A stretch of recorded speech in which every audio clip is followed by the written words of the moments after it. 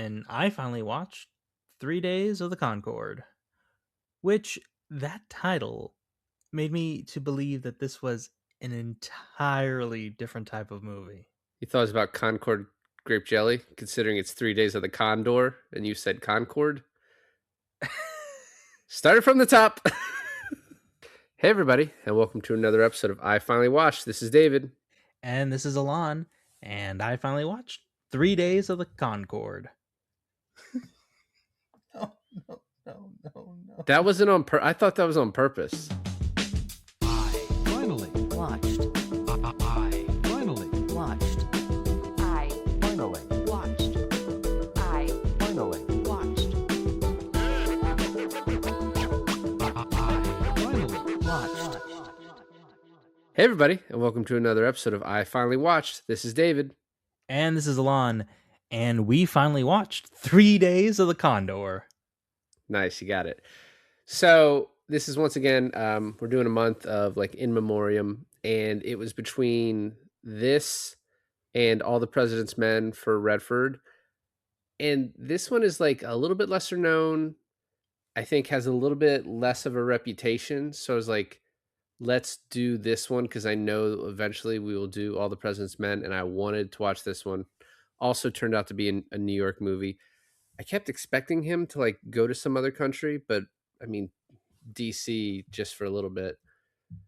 I was there were parts of this movie that I was like really enjoyed. I mean overall like a pretty well done movie from the 70s I'm going to enjoy. But there are other parts of it where I was like, if this were made today, this exact movie, and you like MIB neuralized everyone so they didn't remember the original movie, people would be like, that movie wasn't very good. Well, I mean, also it's like the title is very, I don't know if I want to say misleading, but having no idea what this movie was about going into it, knowing that this is called 3 Days of the Condor, I was just like, what's funny? It's like before this, when you first mentioned about like doing this movie weeks ago, I thought you said 3 Days of the Congo. And I was like, Okay. okay, so I'm expecting something like we're in the jungle, kind of like maybe Rambo-esque, like we're in the jungle. And Even then even me knowing the title, that is what the feeling you get of this. Like you're 3 days of like you're off somewhere. right, okay, exactly. And then Condor, I was like, Condor is a bird, right? It is. I'm like, is it an airplane? Is it like, are we We're flying somewhere. hijacking an airplane? Are we the airplane? Who knows? Are we the bird? So for this movie to be about what it is, completely threw me off. Especially how this movie starts with like this giant murder spree, Yeah. basically. I enjoyed this movie quite a bit. I stayed up way too late watching it, so there's like a few details in the middle that I was just kind of falling asleep, waking up, falling asleep with. I had to rewind and go back, and I was like, I don't think I rewound fast enough or farther back enough, but I got the gist. The romance, if you can call it that, in this movie is so alarming Yeah, odd. Of the 70s. of the 70s, but also mention the fact that this was made in the 70s. It is soaked in a lot of like, you feel that this movie is made in the 70s. Yeah. Well, yeah, for Like sure. like this movie gave me a lot of like if Doctor Strangelove was serious. I mean, I can see that obviously. I think that comp works. And part of me of what I was saying is I just think we like audiences because of like the internet, the ability to talk through movies. I think we just expect so much more from movies. So this movie is very subtle about like what is at the heart of all this. So at the end of the movie, there's this big speech where he's like, "Oh, this is all about fucking oil." Right. And if it's done that exact same way today, which I mean, it's very on the nose for like the last couple of weeks with these like, oh, Venezuela, the Middle East. This is all It's about oil. funny. This is just completely coincidental, but I was watching YouTube and this Key and Peele skit came on, right? Yeah. And it was them as like African tribe leaders showcasing and touring around like an American government diplomat. and they were like, "We would really like your support, your military help." And the US guy was like, "Oh, I wish we could give you help, but our resources are really running thin and we really can't help you." And they're like, "Yeah," and they kind of like give each other a look and they're like, "And it's just going to ruin the oil fields." And then the US guy is like, "Oh, okay, give me 1 second. I have to make a call." And it's like, "Bring bring in the infantry, like bring in everyone." Yeah. And then obviously there's no oil fields and it was a ploy to get them to help. But like it's so like that's a story that's going to work 20, 30 years ago. It's going to work now and it's going to work 30 years from now. Yeah, unfortunately, yeah. And just this movie I think works in a few ways. The opening, there's so much sort of exposition that you can glom onto in like repeated viewings, but the movie still works if you don't catch everything. It does. Yeah, especially like I think the end wraps up like it you get the gist of it and then the ending like really makes you like understand what's going on in the movie. So like at one point, Janice, his lover in the beginning, he has multiple, is like, oh well, did you talk to Sam about that? And he's like, oh no. He's like, well, we're going to dinner with him tonight. And then later on, he's like, oh, familiar face, Sam. And it's like I didn't make the connection at first until then he goes to Mm, dinner, right? And then he's just like, they're kind of doing these thought exercises in the room of like, oh, how could this have been done? And he's like, oh, it was with an ice bullet. And they're like, where did you see that? And he's, what do you say, like Dick Tracy or something like that? And they're like, Dick Tracy. And he's like, man, there's some good shit in there. You know what I mean? And so you're getting that his job is just to read everything. yeah. That's his job for the CIA. Well, like part of the thing that got him into trouble was to putting in like the thriller, the manuscript, right? What am I thinking of? Novel, the thriller novel, Yeah.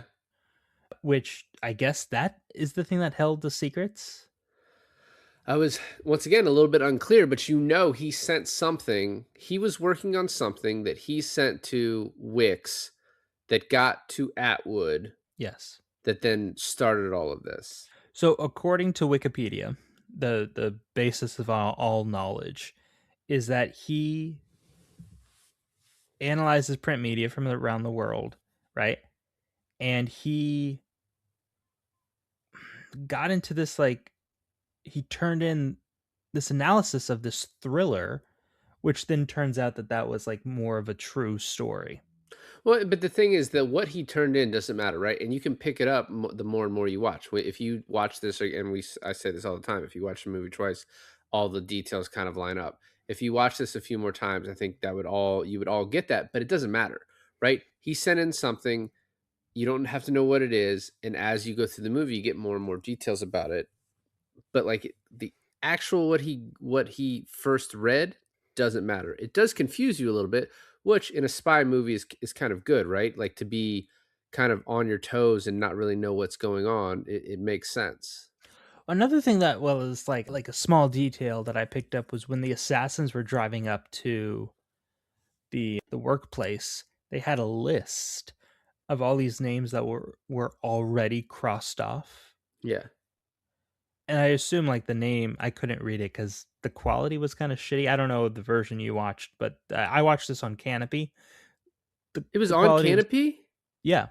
Son of a bitch. I mean, I have the Kino 4K to name drop, which is also partially why we did this. I didn't know it was on Canopy though. That would have saved me some time.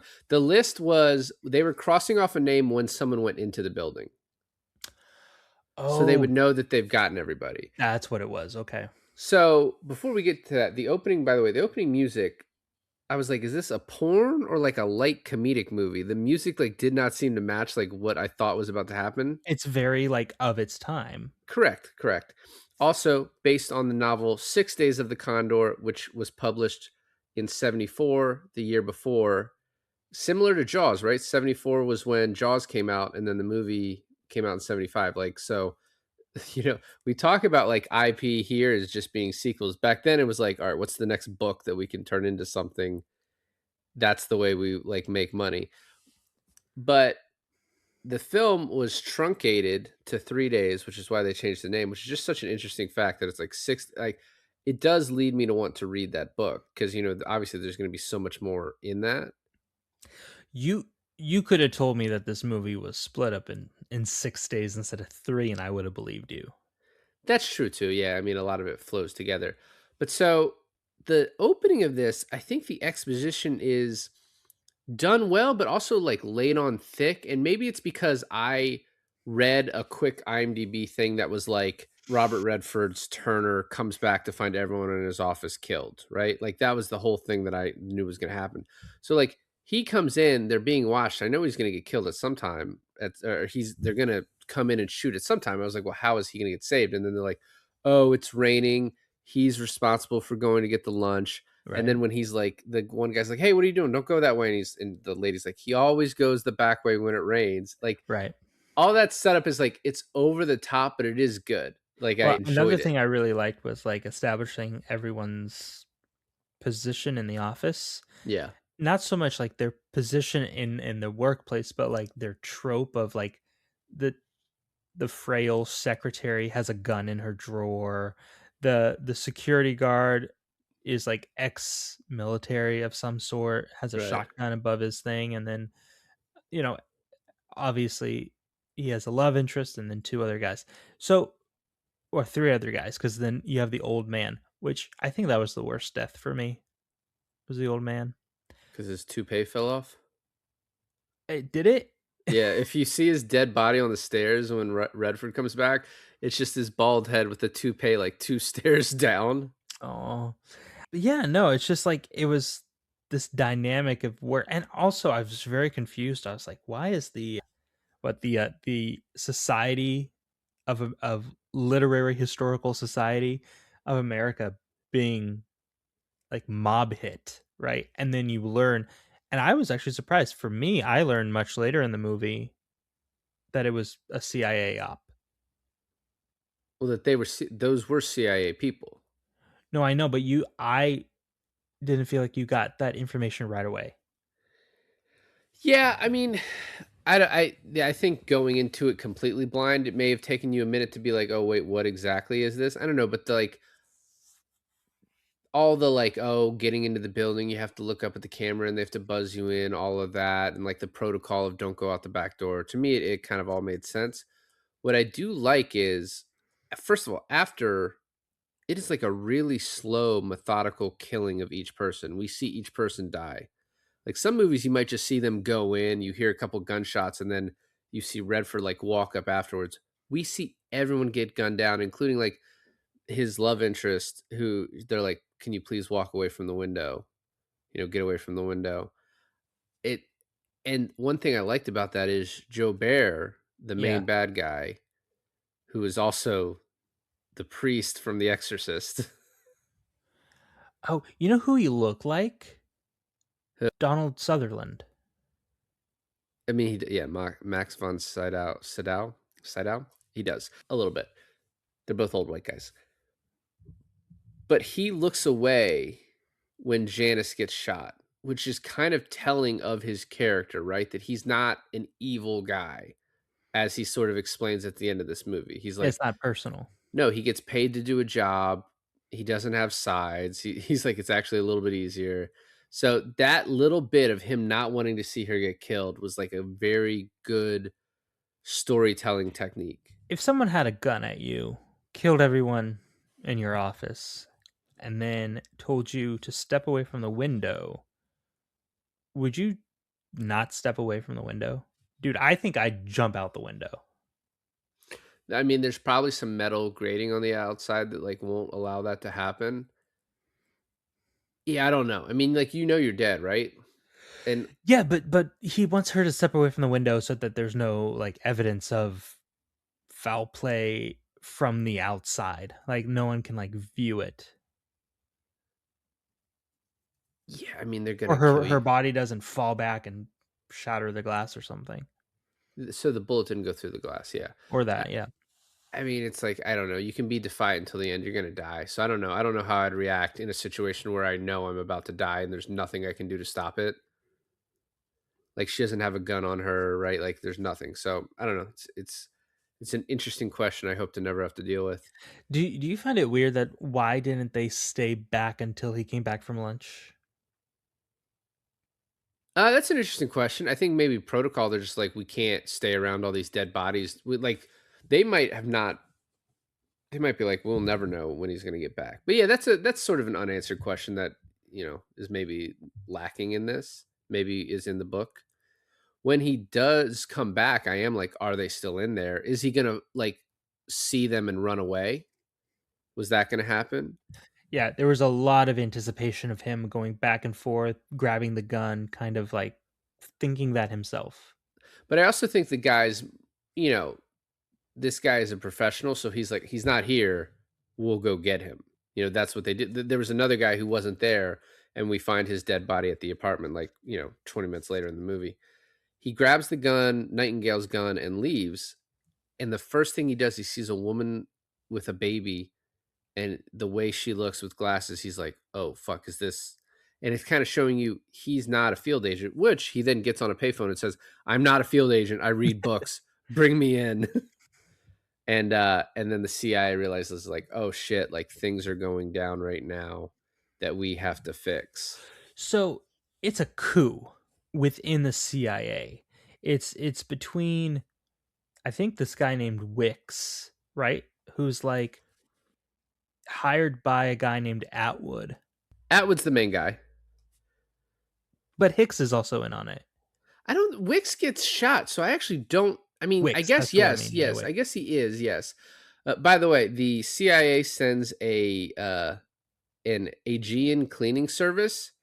Uh, that that is referencing the King Aegeus, which was one of the 12 like labors of Hercules that he had to do. He had to clean the stables of King Aegeus that should not been cleaned in 30 years, and he had to do it in one day. It's So pretty good. that's why that was named that. It's a pretty good little detail that I did not notice. I read because I'm not learned. The other person involved, apart from Atwood and Wicks, would be Higgins. Which you're like for the whole movie, you're like, what is he involved, right? And Hmm. and the way that plays out is at the end, Redford says, "You are Atwood. You guys are all the same. Like, yeah, you weren't starting this group inside the CIA, but that doesn't even matter because you're like, oh well, if it had worked, it worked." Yeah. So I mean, that's sort of the whole point of the movie is you don't know which side this guy's on, and then you realize the sides don't actually even matter in all this. They're all bad. Is kind of the movie. It is funny though that after Atwood, like really, if he had been able to go in with Higgins, he might have been okay. But because Higgins sent Wicks, that's the guy that's trying to kill him. Right. But at the same time, he's like, oh well, this guy killed Wicks and Sam or whatever, his friend. And it's like, does Higgins believe that, or is he spinning a yarn too? Like it's hard. The whole movie, it's hard to tell what's what. So Wicks kills Sam, like right there, eliminate the witness. And Sam had no idea why he was there, right? Right. Wicks gets shot in the leg. He gets sent to the hospital. And then Jobert takes care of him there at the hospital, right? Yeah. When at that point, everything is orchestrated by Atwood, Correct. correct? When we finally get to Atwood and everything is revealed being the oil behind everything, we have this great moment where Jobert comes in and it seems like he's gonna kill our protagonist, Condor. But then he kills Atwood and he says something, Condor says something like, "Oh, the agency brought you back in." When was it clear to us or him that the agency kicked him out?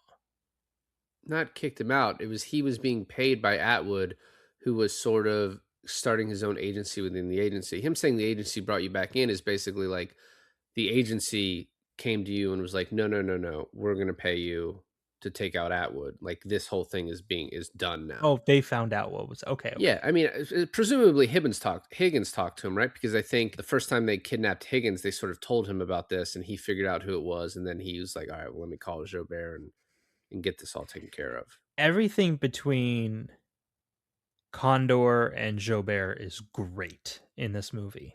Like, Jobert's the best part of the movie. he's the best part of the movie, but you could really consider him like the main antagonist. Sort of. He's the one that's like the lead of the assassins. He's the one killing everyone in pursuit of him. Yeah, yeah, yeah. Atwood is like, it's almost like the man behind the curtain, right? It's like, oh, he's Oz, but Jobert is the Wicked Witch of the West. Really, the antagonist is paranoia. It's actually the American government as a whole. That's true too. So there's a bunch of like cool stuff after this. One, he does the whole press a different apartment to get buzzed up to find that guy who's dead. And then Then, his neighbor's like, "Did you buzz me in? Hey guy, hey guy." hey, who are you? Yeah, fuck that guy. That guy's a piece of who the fuck is that guy? Such a piece of shit. But it fuck is up. cool. He has to run up there and then run past them. And then he goes to his apartment and someone's like, "Oh yeah, your two friends are waiting." And we don't know, are those the assassins or are those the CIA? Right. Obviously, like they could all be one and the same, so it doesn't Right. matter. Yeah. So then he talks to Higgins about being brought in. The Wicks shootout, killing Sam, all that. Him running down the street was such a cool scene with like the cops all driving around. And then he kidnaps Kathy, which I did not realize. Like I knew Faye Dunaway was in this, did not realize that was Faye Dunaway for so long in the movie. She just like looked different to me in this. Well, in the opening credits, it's like starring Robert Redford and Faye Dunaway, and then you see the Asian lady, and you're like, I know that's not Faye Dunaway. I'm waiting. I hope it's not. That wouldn't be proper in 2025. I'll tell you that much. 2026 now. New era, new era. The next lady we see is Faye Dunaway, which you could assume. Correct. The weirdest part of the movie is like she's just this random person that he ends up kidnapping. And like Gilbert asked, like, is it because she was hot? Is it, any other circumstance? And he goes, no, it was completely random. And maybe. I think it's because she was hot. Also, wasn't it like she was about to go away to Vermont? And so that could have been a good cover why she went missing. Potentially, that would be sort of an unsaid thing, but also he just hears the clerk say her name, and then he's able to go up to her like Kathy, and she's like, "What?" And he's like, "I have a gun on you." It bought him an instant of being able to like catch her by surprise. He does that twice. There is so many things around this time, just like important guys walking into rooms, getting off planes, being briefed, things like that. This Just is like B-roll. that's the part that I was like very Doctor Strangelove-esque. Yeah. Especially when like you walk into a government room and there's like a giant monitor with the words like Middle East, and they're like a giant world map, and you're like, are these like does the government really have giant buttons that say do not push, By the way, the whole thing about the thriller was probably right because he's like, "Why is this published in some languages and not others?" And then he figures out it's only published in languages that have oil, right? Like Yeah. Arabic and then in Spanish for Venezuela. By the at one point they're like, "How does this? This guy killed Wicks and his friend. How did he learn all this?" And he's like, "He reads everything." That's the power of literary. It's like a Reading Rainbow advert. So we get the first Joubert where he's meeting with Atwood, but we don't know it's Atwood, right? And he's like, I'm gonna get Condor. It's gonna take a minute though, because he doesn't know what he's doing. He's so unpredictable. Which at the end, when he finds him and Atwood, he's like, "This is the first predictable thing you've done. It's Yeah. the first thing I expected." And he then says, "I'm gonna kill Wicks for free because I messed up," which is like that's just good business, right? Like you mess up, you apologize, you throw in a freebie, and then the business keeps coming. So this guy knows how to make money. The part where he's evading Jobert, like he's in the same elevator as him, right? Yeah, that's so good. It's so good, but it kind of reminded me of a more serious take on what we just watched with the French Connection, with him going inside the Yeah. subway, outside the subway, inside the subway, outside the subway. And I was almost thinking that he was just like getting off the elevator, and then Gilbert's like, "Oh, that's the second floor. I make that mistake all the time." He gets back in the elevator. I was waiting for some sort of like, I don't know, him tricking Jobert that he's leaving and then pushing the door close button or something like that. But what we get is actually a lot better because he can't kill him like this publicly, right? Yep. And so he asks it. He's like a bunch of kids being like, "Hey, I need someone to break into my car because I lost the keys." So then when he leaves the building, he's completely surrounded by kids. Yes, the black guy too, which is pretty, you know. Yeah. He offers him $5, which in today's standards would be like 30 from what I read. So the Jobert, sorry, you know, I never Jobert. Jobert. He in this movie, this is like a game to him too, right? You know, the CIA guy Higgins is like, we play games. Everything is a game to him too, but everything is personal to Redford's character. So Yeah. at the end, when he's explaining to him why he turned on Atwood, it like flabbergasts Redford. He's like just like in shock. Whereas for Jobert, this is life and it's just a game. So when he's on the elevator and it's this cat and mouse, he kind of has a little bit of a smile on his face too. When he Right. asks him about the glove, like he's enjoying this. And so, you know, he then goes outside, he's waiting for him with the gun, runs after him to get the license plate, which this movie, there's so many things in this movie that you're like, obviously we have this movie, right? We have like the Bourne Legacy, the Jeremy Renner Bourne movie is a very good comp for how this movie would be done today because it's all technology based of how they're tracking him. Where in this, it's like he gets a license plate number. It's like how long does it take him to talk to somebody to figure out whose license plate that is, where did they live, you know? But in like 2025, you get a license plate, you could be like, you might get to that apartment before he does. Uh, www.whatsthislicenseplateaddress.com. Well, no, he would call somebody and they would look in a database or something. But yeah, I mean, like you can do it on your computer. Yeah, You could exactly. look up a license plate. So That's my point. Yeah. I think we should really quickly cover all of the Faye Dunaway, Robert Redford stuff. Because first, he makes her like lay down with him so he can nap, which I was like, what is he doing? And she like thinks she's about to get assaulted. And then he's like, no, I just need to sleep, but I can't trust you, which was smart. Then he's like, starts talking to her, and she's like, you don't get any personal details. You can rough me up because you have a gun, but I'm not giving you anything personal. And he's like, have I raped you? Like that's the mark of like, I haven't done anything to you. And then, you know, she's like, oh, I won't call or anything. And he's like, nah, I don't trust you, and ties her up. Although from the rest of the movie, it does seem like she wouldn't have, because after this, we get one of the oddest sex scenes like in movies, the way it's Yeah. like cut around it. Yeah. I think it's all that mostly is probably because they couldn't show any nudity, so it just had to be done in this very like these cutting ways, cutting to the photography.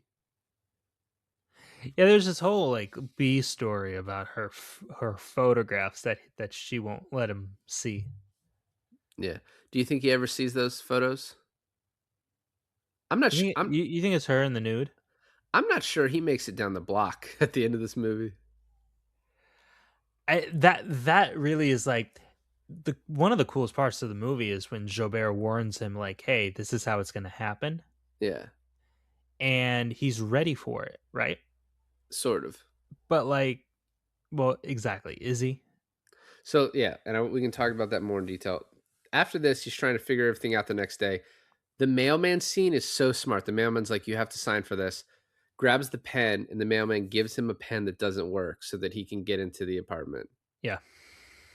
And then it's a pretty cool fight. Redford like kind of gets lucky to hold his own and kill the guy, because that guy was kind of a badass, but just, I mean, should have been able to handle that, and cannot. But he noticed that he was an assassin because why? The shoes? Yeah, His shoes they were like, didn't match. yeah, they were like too nice or too dirty. I don't know. They man. weren't mailman. They weren't guy- US Postal Service quality. So this is a detail I think you missed in the movie. Robert Redford reads a lot. Oh, So I didn't think about that. So Is that he- why he had like a ready hot coffee pot to throw on the guy? it's like you're next when she heats up the coffee, but it's not hot enough. This was like lukewarm coffee that just been sitting there. So he finds a key and a telephone number. He calls the number in New York, and the lady's like, we don't have extensions. We barely have one working one. So then he calls the operator. He's like, what's the area code for DC? Because he doesn't even know. He reads everything, but he doesn't know the area code for the headquarters of the CIA. One thing he doesn't read, a phone book. Yeah, not at all. When he goes to Jobert's like apartment or the Holiday Inn is so cool Yeah. because he stole the briefcase. I mean, we skipped over a little bit him talking about to Higgins about Jobert, but we already talked about that.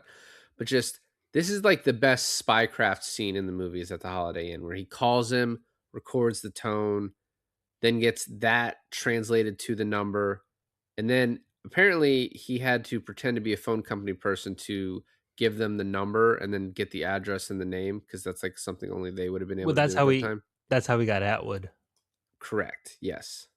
And then we get the train scene, which is also a very odd scene.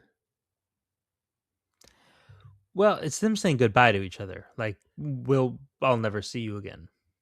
She constantly is like, "You're gonna die.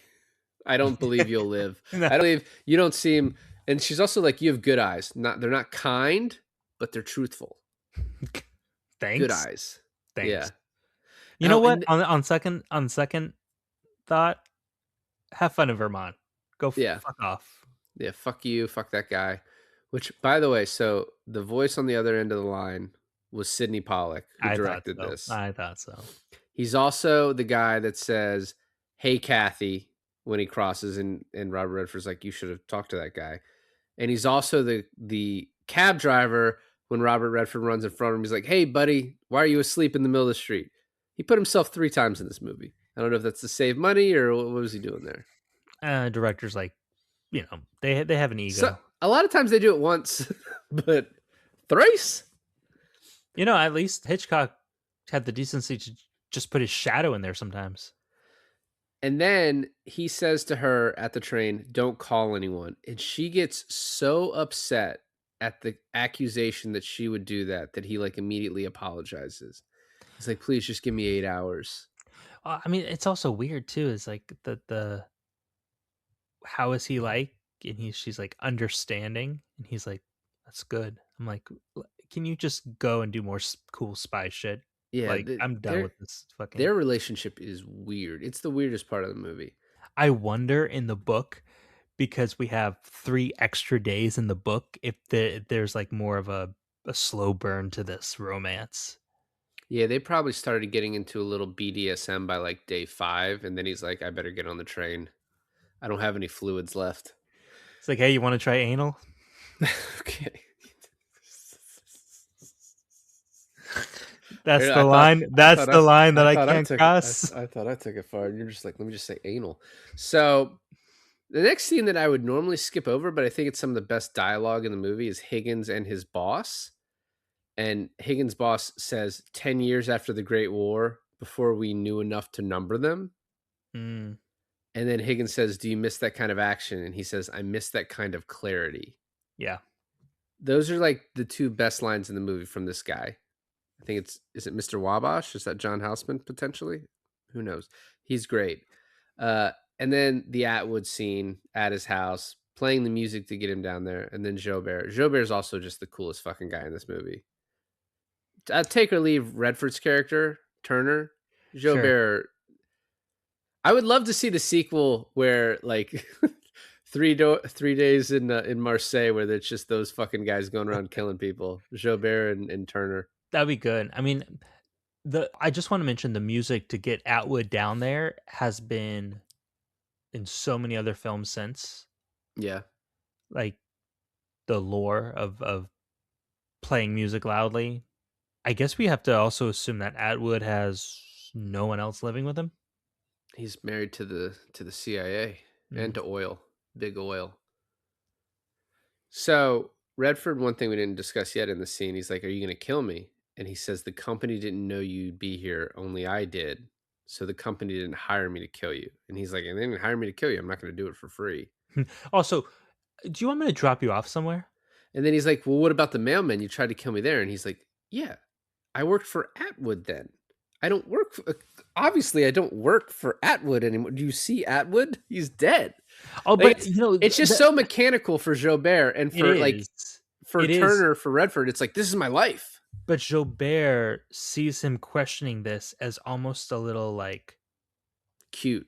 He's like, look at this cute child who doesn't get how the world works. but it's almost a fondness he develops for him, being like, Yes, no, for sure. That's why I he's like, I he asked him to come work for him. and he's like, "I wish I was that innocent," Yeah. you He's know? like, "You don't," he's like, "I wanna go back to New York." He's like, "You don't have much of a future there." And then you said he tells him everything. Yeah, it's so good. And then he hands him the gun. He's like, "For that day when that car slows That can't down." be that far, right? Because I don't know when this scene takes place, but That's day 2. day 2? So day 3 is in New York. I assume there he says something about spring, and I was like, "There's a Santa Claus, people, singing Christmas carols. I don't think this is spring." So this was filmed in the fall. It is supposed to be winter, obviously. Could have made this a Christmas movie. Every scene That on the would be insane if we made this a Christmas movie. it's too late. Every scene on the streets of New York, they had to have some person go and pluck the leaves off of the trees. It has to be in a violation of some sort of, like, PETA, but for plants. I don't know. Yeah. Yeah. When you kinda get this shot of him, like, "So what did you do?" And then he kinda looks at the New York Times building, and he's like, "You didn't. You don't know what kinda damage you caused." And there is this great uncertainty, and you feel it, and I mentioned it during the French Connection, and it's a 70s movie trope that you leave a movie conflicted. You don't know for certain the outcome of the film. Does the New York Times publish it? My guess would be no, right? And this is like showing how much of a novice this guy is, right? That he's like, I'm going to tell the New York Times, and that was my master stroke, and you guys are done.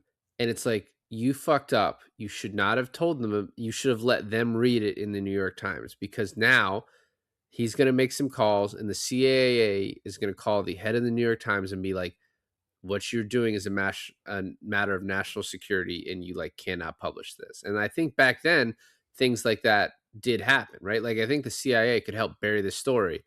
And he's like, yeah, are you going to make it down the street when they don't publish this? And you can see in Redford's eyes, he's like, oh fuck, no, they'll publish it. And he's like, will Mm, they? will they?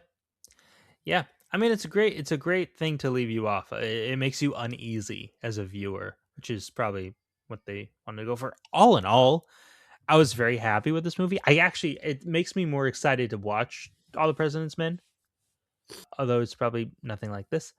It's it's still more Redford, which I want to say, what other movies with Robert Redford have I seen? I know for sure Captain America Winter Soldier. Actually, what's funny, and I'll just say this, and I'll let you talk. I know I'm rambling on. There's a lot of similarities to this movie and Winter Soldier in the sense that when Steve Rogers is put on the run because he's framed for killing Nick Fury, right? Yeah. It's very reminiscent of what's happening to Redford's character in 3 Days of the Condor. What's funny though is that Redford in Winter Soldier is the CIA like equivalent of that movie. All right. So first fun fact. The film inspired the story structure for Captain America, the Winter Soldier, another Robert Redford film. There we So go. yes, There that we was in there. go. So at the end of the film, Turner says to the CIA man, "What is with you people? You think not being caught in a lie is the same as telling the truth." This same line is in Michael Clayton. Michael Clayton has a supporting role from Sidney Pollack, who directed this movie. That's great. That's great. So Peter Yates was originally signed to direct this when Dino De Laurentiis planned for Warren Beatty to star, but when Redford signed on, they paid Yates his full $200,000 salary to not direct the movie. Wait, they paid him to fuck off? Yeah, they're like, well, because he signed a contract. I'm like, yeah, so. And then last, so according to James Grady in the anniversary edition of 6 Days of the Condor, the movie adaptation spawned similar offices to the one where Redford's character worked, first by the KGB, who assumed the US already had such research offices, and then, after it proved successful for the Soviets, by the CIA. So these places didn't, I guess, exist until the book was written. And then they're like, that is a good idea.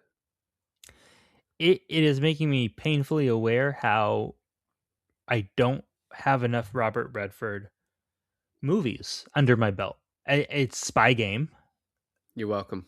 and Charlotte's Web. And Captain America Winter Well, Soldier. we already mentioned those. Oh, he was also like quick cameo in Endgame.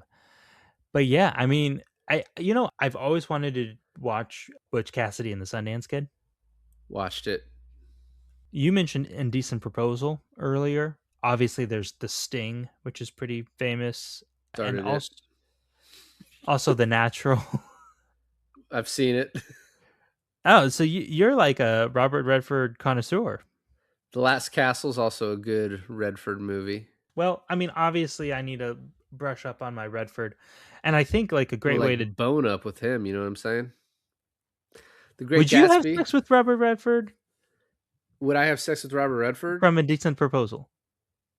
I mean, you kind of gotta, right? Yeah, you gotta.